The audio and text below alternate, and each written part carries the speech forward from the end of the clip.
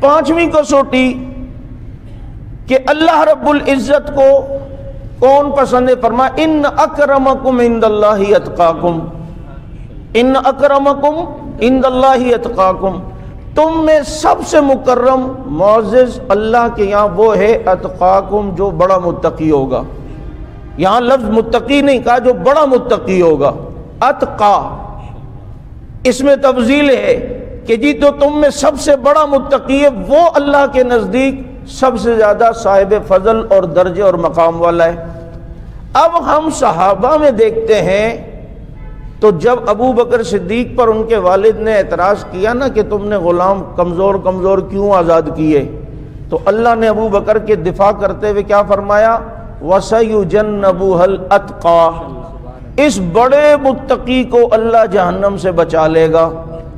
اب وَسَيُجَنَّبُهَا الْأَتْقَى، ادھر کا ان اکرمکم عند اللہ اتقاکم، اللہ کی نظروں میں سب سے بلند وہ جو سب سے بڑا متقی ہو،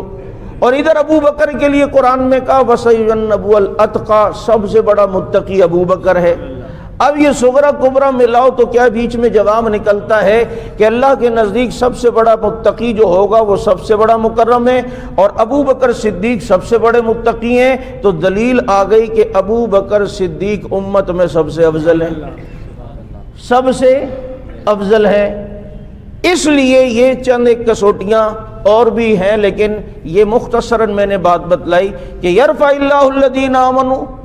ایمان والوں کو اللہ نے بڑے درجے دیے، اور ایمان والوں میں سب سے پہلے ایمان لانے والے کون؟ اور مومن کی علامت حدیث میں ہے المومن لا یخدع ولا یخدع، مومن نہ دھوکہ دیتا ہے نہ دھوکہ کھاتا ہے۔ صدیق اکبر رضی اللہ عنہ کی زندگی میں ایک واقعہ بھی نہیں ملتا کہ انہوں نے کسی سے کبھی دھوکہ کھایا ہو، دیا بھی نہیں اور دھوکہ کسی سے کھایا بھی نہیں، ان کو کوئی دھوکہ دے نہیں سکا۔ جو جتنا بڑا ایمان والا ہوگا وہ اتنا دھوکے سے بچے گا۔ اس لیے کوئی نوسر باز اگر ہمیں تھوڑا چکمہ دے جائے نا کبھی،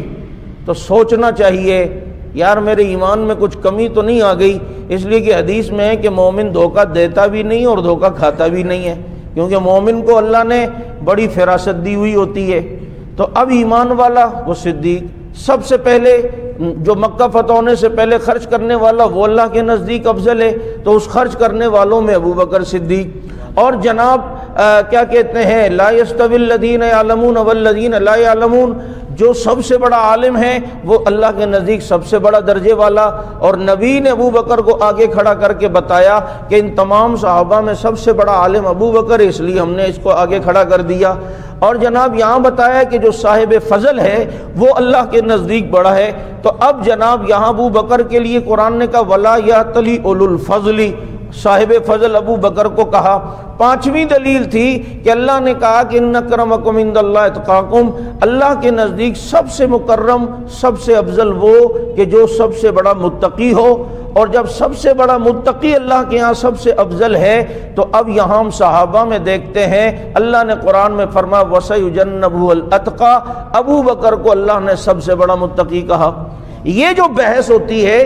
یہ صحابہ کرام کے درمیان، یہاں بیچ میں کوئی یہ نہ کہے کہ وہ نبیوں سے بھی افضل ہے، نہیں، نبی تو افضل ہیں ہی ہیں، نبیوں کے مقام پر تو کوئی صحابی ابو بکر صدیق جیسے بھی لاکھوں کروڑوں مل جائیں نبوت کے مقام کو نہیں پہنچ سکتے۔ یہ چند ایک کسوٹیاں ہیں جو میں نے قرآن سے بیان کی، حدیث سے بیان کریں تو وہ اور بہت ساری ہیں۔